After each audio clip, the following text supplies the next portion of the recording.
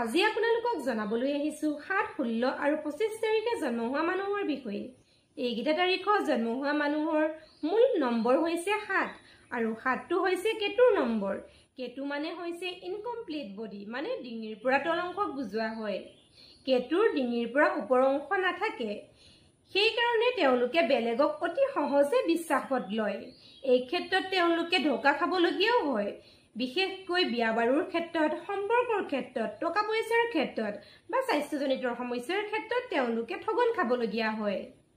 এইকেইটা তাৰিখত জন্ম হোৱা মানুহ খুব বেছি ধাৰ্মিক হয়, তেওঁলোকে ধৰ্মীয় স্থানত গৈ খুব বেছি ভাল পায়। এইকেইটা তাৰিখত জন্ম হোৱা মানুহৰ ইনটিউচন পাৱাৰটো বহুত বেছি হয়, মানে কিবা এটা ঘটনাৰ পূৰ্বানুমান কৰিব পৰা ক্ষমতাটো।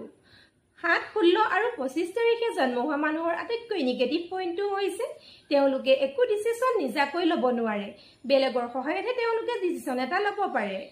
কিন্তু তেওঁলোক ৰিচাৰ্চাৰ হয়, কিবা এটা বিষয় যদি তেওঁলোকে জানে সেই বিষয়টোৰ গুৰিলৈকে গৈ তেওঁলোকে ভাল পায়। ধন্যবাদ।